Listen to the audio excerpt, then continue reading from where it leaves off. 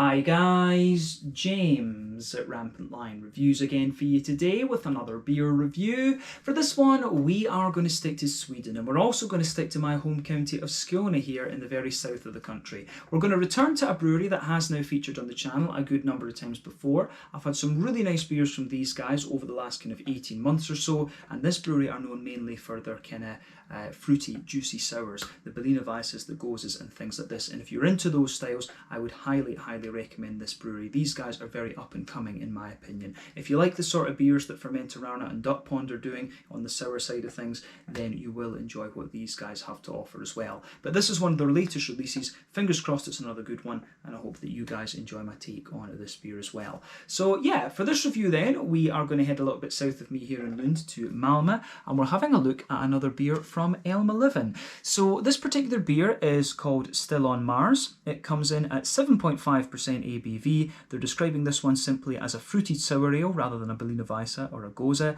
but it has raspberry, blackberry, passionfruit and vanilla added into the brew. But it was released as part of the Lokal och Småskalig assortment through Systembolaget here in Sweden for July of 2021, and it's also the first beer they've released in a can as well, which I thought was quite nice. But yeah, looking forward to it, so let's crack on with the review then. Always nice to try the latest releases from Elmeleven, of course, and as you can see, they've got beautiful artwork on there as well. Really reminds me of like concept metal albums actually. But yeah, as always with my reviews then, I'll tell you a little bit about the brewery before we taste the beer. If you want to get straight to the tasting, just fast forward. All the usual links are in the video description below. That's the brewery website, the link to my other reviews that I've done from Elmeleven before, and you will no doubt see more added to that list in the near future. But there's all the usual social media down there. If you want to see more reviews, do please consider subscribing to the channel. The whole channel, of course, has a geography-based tagging system, so you can go into the homepage and search for beer based on country, city, state, county, province, prefecture, whatever it is you're interested in. Do check out the playlists of beers from different countries. There is one there for all the Swedish beers that I've reviewed for you. That's constantly being added to. And as always, please do get in touch and let me know some of the other beers and breweries that you guys would like to see me review. It's always great to hear from you guys that are watching the videos, and the support that you show the channel is hugely appreciated. So anyway, on to my brewery notes then to tell you a wee bit about Elmeleven once again. So Elmeleven, as I've mentioned to you already, are based in Malmö. And the company was founded by Anders Kvist. So he started his brewing project a few years ago, and he says that his brewing is, you know, his kind of artistic expression, if you like. But his interest in beer began when his friend bought him what he called a non-industrial lager, and he was just blown away, you know, this is what beer could actually be. But soon after this, his girlfriend bought him a cheap beer kit where you just add the water, and he felt that it must be possible to brew beer in such a better way, and this pushed him further into home brewing. So he took part in various competitions, and then he joined the Minus Ett, whatever you want to call it, collective, which is located in the underneath the Bishop's Arms in Gustav Adolfs Torg in Malmö, and it was there that he sold his first commercial beers. But production was very small until quite recently, only a few thousand litres, but more recently he's been brewing in Lilla Ölfabriken, which is the sort of collective brewery of Nerd, Chad and Lilla Ölfabriken itself, and you'll find those guys in Rosengård in the southern part of Malmö. But he had several Systembolaget releases over the course of 2020. He's continuing that into 2021, and these guys brew mainly sour beers, as I've mentioned to you, Berliner Weisses and Goses and things like this. They have produced a few IPAs and a lager beer as well, and they want to keep trying more different styles in the future. But in March of 2021, a new collective called Molecule was announced, including Elmeleven, Nerd and Chad beer, and these guys are going to have a new brewery in Arlöv, which starts off with a 1500 litre brew kit, and I'm guessing that that is where these guys are brewing their beers now. But the name Elmeleven comes from where he lived, which was Almbacksgatan 11. And Alm in English basically is elm, so that's the reason, you know, it's just a straight translation. But this is just something that stuck with Anders from his home brewing days apparently. But as of July 2021, when I'm filming this review for you, these guys have produced around 45 different kinds of beer, and as I say, their specialism seems to be the Berliner Weisses and the Goses and things, these big fruity, juicy, sweet versions that we're getting these days, and they do very nicely in this style category actually.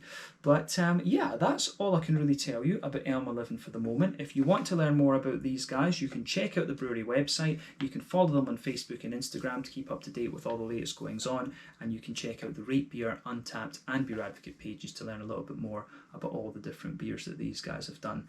So yeah, that's it for your history section. Let's get on and have a taste of this beer then. So just a little quick look at the artwork before we open it up.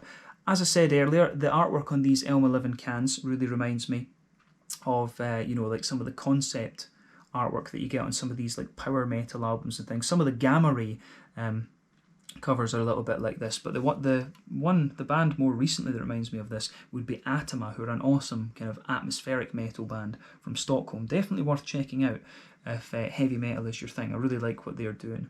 But yeah, there you can see the Elmeleven symbol, which is a little bit like a kind of spaceship, hence the kind of space style artwork. But yeah, 440ml can, this one. This one, I believe, set me back 50 Swedish kroners, which for a 440, 7.5 sour beer, that's pretty decent, I would say. But yeah, looking forward to this one. And it says on the side here that this one contains barley malt, wheat malt and oats. So yeah, this is going to be a big, thick beast of a beer, I think. But yeah, fruited sour ale, raspberry, blackberry, passion fruit and vanilla in it. Let's get stuck into this one. I'm very curious to see what it has in store for us. And always nice to review something new from Elmeleven, of course. But there we go. Yeah, that does look very, very nice. We'll leave just the last little bit of it in the can for the moment, and we'll put that in a little bit later when we actually go to drink the thing. But yeah, this looks very nice. As you can see, just before the head disappears completely, it poured with about a quarter finger of a frothy, I would say, kind of creamy coloured head, but obviously it's got a little bit of a kind of pinkish tinge to it. That's faded away to be pretty much nothing, just a few wispy bits on the top layer and a nice kind of ring around the edge of the glass there. But it looks very nice, this one. The colour of this beer, it's almost a little bit, the thing that comes into my head with this one would be like satin cherry. So yeah, but you can get these lovely colours from you know, the Berliner Weisses and the Goses and things like that. So remember, when it comes to the colour of your beer, it's determined usually by 1, the type of malts that you use. That determines the magnitude of the colour quite often. 2, the length of your wort boil. The longer you boil the wort, the more you caramelise the sugars, and thus you get a darker colour of beer. Any adjuncts would be step number 3, and any barrel aging is also going to affect it as well. So that's factor number 4. But when it comes to these Berliner Weisses and Goses and things, obviously the fruit adjuncts are king. So yeah, the raspberry and black currant that are in this one are obviously playing a big role there, and you're getting this lovely sort of almost, it reminds me a little bit of a kind of heritage cherry Gibson SG. That's what this one really reminds me of. It's got a lovely kind of cherryish red type colour to it. But yeah, 1 or 2 big bubbles sticking towards the side of the glass, a few little ones going up towards the bottom of the head, as we said. And yeah, it's pretty damn hazy, which you would expect of a beer that's got a lot of wheat and oats in it. This is what you expect of these big kind of juicy, fruity sours, in fact. So yeah, I think it's going to be a very interesting one, this. So nothing surprising about its appearance. So let's get a closer look at the aroma then, and just see how we get on with it. And as I've said to you in previous reviews, I find that these Berliner Weisses and Goses and things like that, they're usually quite straightforward in terms of their aroma and what it's made up of, but they smell absolutely beautiful, and that's been the experience I've had with the majority of these Elmeleven beers so far. So yeah. Yeah, exactly the same, you know, exactly the same as the last ones. It's got that lovely, you know, creaminess and smoothness underneath, the very bright juicy fruits, and yeah, it just smells absolutely lovely. A very, very summery beer, this one. Just, pardon me, I just want to make sure.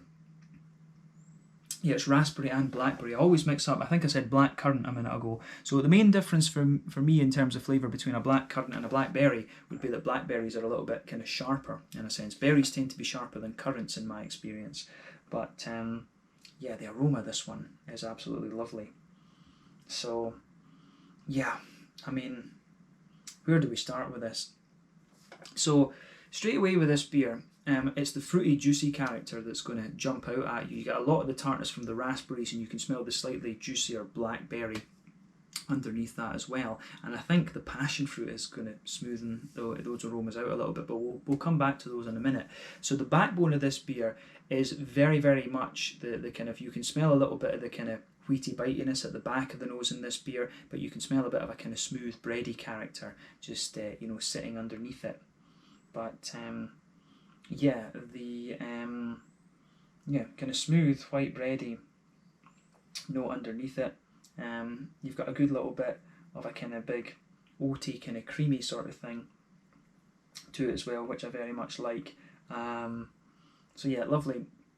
You know, it's got that lovely base, and what always happens with these beers is that they kind of combine and give you this almost kind of petit filou yogurt type thing. So you get a lot of that out of this beer. Yeah. So yeah, you know, a little bit of a smooth white bready base, a wee bit of bitey wheat at the back of the nose. You can smell that big sort of creamy oaty sort of thing in there, and some of the vanilla of course is mixing in with that, and that is your kind of malty backbone to the beer, but that all combines together and gives you this lovely sort of petit filou yogurty type thing out of the beer, which I think comes across very, very nicely. But yeah, the aroma out of this beer I think does go together really, really nicely. Fruity juiciness in this one is really just kind of gives it a bit of a compliment as well.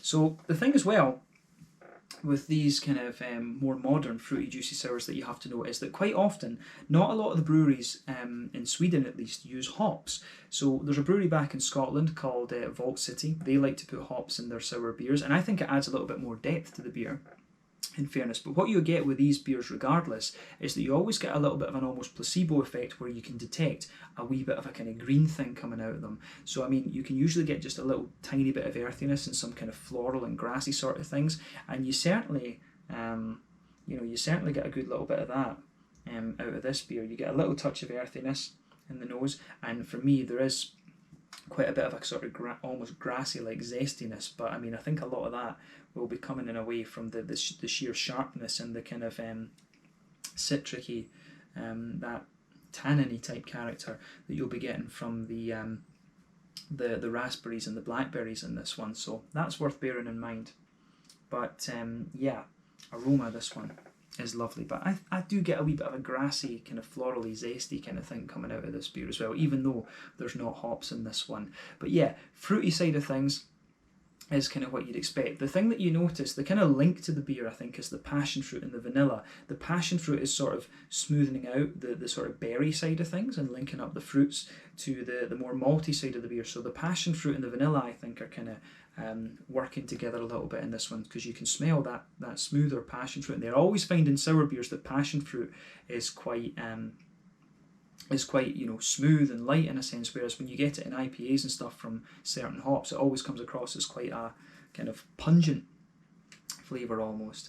But yeah, I think it's quite interesting how the sort of vanilla, the sort of oaty, yogurty type base of the beer and the passion fruit are kind of working together, and they've got the berries sitting on top of it. But I mean, you can smell the sort of juiciness of the blackberry in this one, and then the sharpness of the raspberry, and of course you do get a few other sort of things coming out of this as well. You get a little bit of an almost like candied strawberry, a wee bit of a kind of figgy sort of thing in there as well, and a few kind of juicier curranty aromas. But yeah, you always get that from these big fruity juicy sours, to be honest with you. They're always going to give you a few more kind of fruity things than is just simply stated on the tin, if you like. But yeah, this beer is very similar in terms of aroma to what we've had before from Elmeleven, but you know, that's what we expect from this brewery. We want a good kind of straight shooting aroma out of them, and they've certainly delivered on that once again. So big thumbs up to Anders. Let's get the rest of the beer in the glass, and we'll get ready to taste the thing then. As I always say though, take a bit of time and just ponder over the aroma of the beer before you get stuck into it. I think this is going to be very, very nice. So yeah, let's have a taste of this one then. So this is the Still on Mars 7.5% fruited sour, as they are calling it, with raspberry, blackberry, passion fruit and vanilla from Elmeleven, now in Arlöv near Malmö here in Skåne in the south of Sweden. Let's get stuck into this one. Slange, skål, cheers.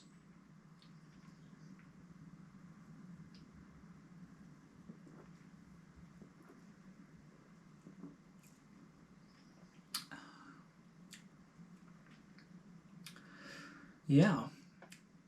The thing you always notice with these beers, you always get a lot of you know, you always get a lot of sharpness from these Elmeleven ones in the beginning, and it takes your mouth just a little bit of time to kind of adjust to that, and just, you know, take a step back and understand the beer in a sense, if you like. But yeah, I'm going to say this beer is just as good as the ones that we've had from Elmeleven before. You know, I usually try one of these beers a month, and it's, you know, it's quite difficult to kind of distinguish between different ones and things like that. It's quite difficult for me to pick a favourite when it comes to Elmeleven, but you know, all of the stuff that they do with these, you know, these gozes and Berliner Weisses and stuff like this are pretty damn solid. So if you like these, if you like the, as I say, if you like the duck ponds, if you like the fermentaranas and things, give this brewery a go, because you will enjoy their beers.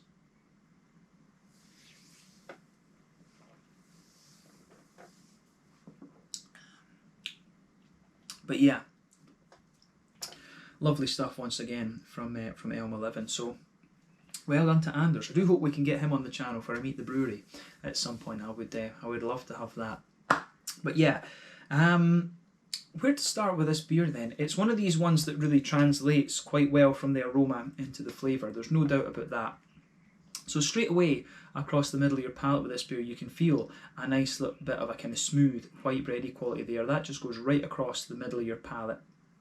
You can feel, you know, the further you go into the aftertaste with it, you can feel that the bread, it's almost like a wet white bread in a sense, which is quite funny. And I think that's probably the vanilla and the sort of oaty character that's sitting on top of it. So the bread isn't too crisp, it's a little bit thicker, and it's really kind of smooth in a sense. So yeah.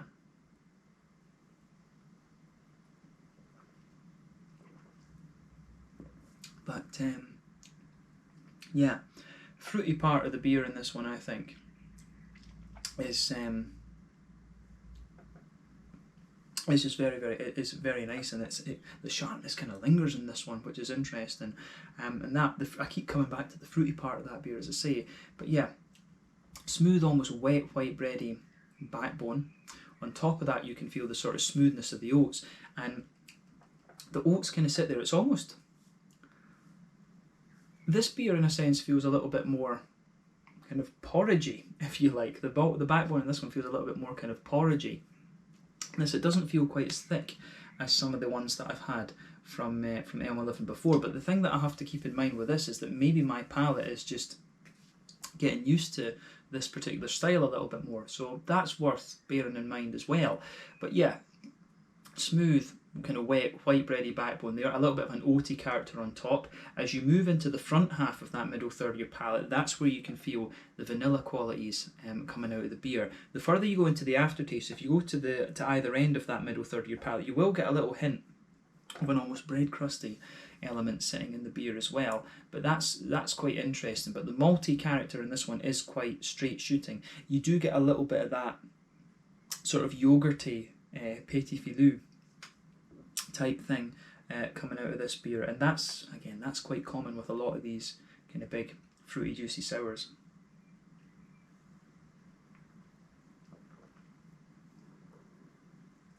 But yeah, it is very, very nice how this beer goes about its business, that's for sure. So yeah, I like that.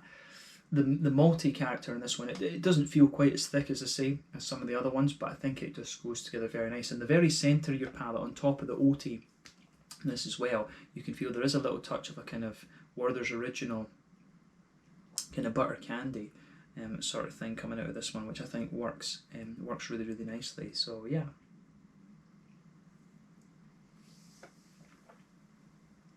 But I would add that's quite minimal. But yeah, that's the middle third of your palate.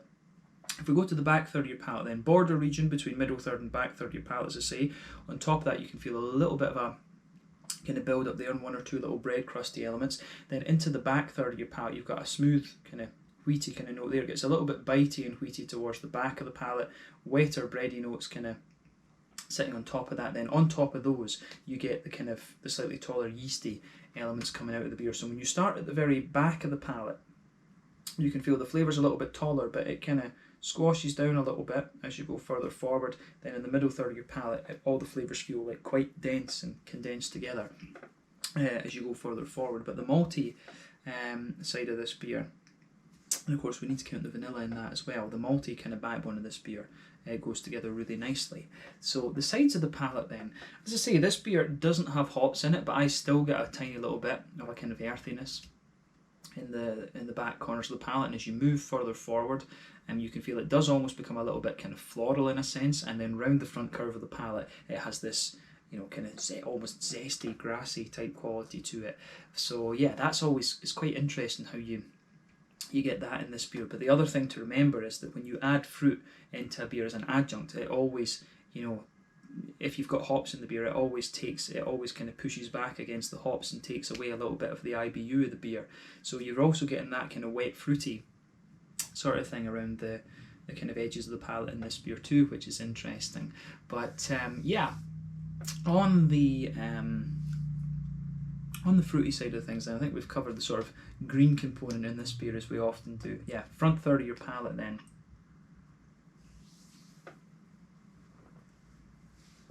So the border region between front third and middle third is, again, you've got a little bit of a bready build-up in there, one or two bread crusty things. Base of the front third of your palate, smooth wheaty element, a little bit of a kind of smoother, you do get a wee bit of the oaty kind of creaminess sitting in there as well, and you can feel a wee touch of the vanilla creeping in there too. But what I would say is that the base, in the back half of that front third of your palate, you can feel that nice, smooth, passion fruity character. As I say, the passion fruit is the thing that links the sharper berry fruits to the malt base, because the passion fruit and the vanilla are kind of doing something here as well, which I think is quite interesting. So I do like how that goes together, but definitely as you go on to the kind of front half of that front third of your tongue, it's all about the kind of sharper, juicier berries. And again, I think you feel that the sort of blackberry, I keep saying that, the blackberry sits underneath and gives you a wee bit more juiciness, but it's the raspberry that really takes the lead and gives you that big sharp bitter, not bitter, that really sharp sour kind of bite in a sense that this beer has, that big kind of citricy, yeah, sour kind of character. So it's really, really interesting.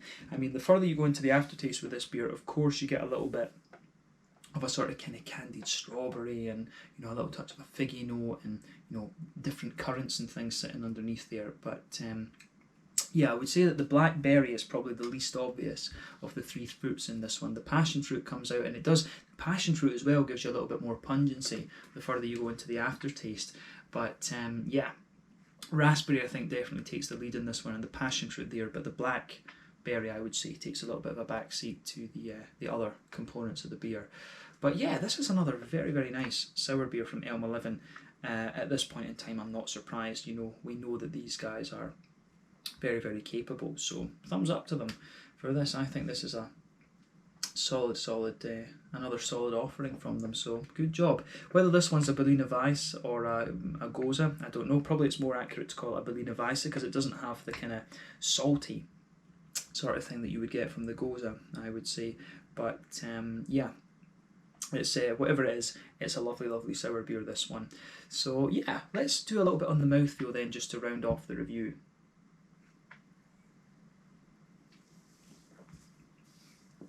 So for me then, the mouthfeel of this beer, it's quite, you know, top end to mid-bodied, I think. Somewhere around that, you know.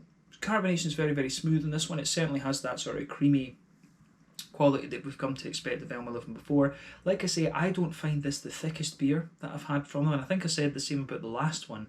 So I am wondering if it's just the fact I'm more kind of used to these kind of beers now, that I don't find them as thick as I used to. So that's one of the things you have to remember, that your palate is always evolving. So I don't find this one quite as thick as what they've done before, but then again, they might, you know, Andrews might be sort of making these recipes not quite as thick as he was. I don't know. I'd be very curious to hear his take on that. But yeah, it's one of these big, smooth, kind of creamy sour beers, and I think it sweetens up the further you go into the aftertaste as well. I like that about this beer. But yeah, in terms of IBUs, I think technically speaking, this beer will be 0 IBUs, but probably you're getting like 5 or something out of it. there, but the malt base, as we say, it's got a nice kind of smoothness to it. It sweetens up a little bit the further you go into the aftertaste because of the vanilla and the way the vanilla interacts with the oats. I'm never sure whether you should consider oats an adjunct or part of the malt base, but yeah, that's obviously something that's up for debate. But yeah, in terms of the sourness that you get out of this beer, as I say, the Elmeleven beers always have quite a bit of an impact to them, but they really mellow out the further that you go into the aftertaste. And as I've said in previous reviews, for me, the measure of a good sour beer is one that can mellow out very nicely. That's what I always look for in a sour beer, is something that mellows out really nicely and gives you a lovely fruity, juicy character. And this beer does that, so it's another very solid offering from Elmeleven. Not drastically different from what we've had from them before, but yeah, I think this is a very nice beer, this one. So thumbs up to them once again. And yeah, I think we can round off the review there. So this one was the Still on Mars, a 7.5% fruited sour ale with raspberry, blackberry, passionfruit and vanilla from Elmeleven in now in Arlöv.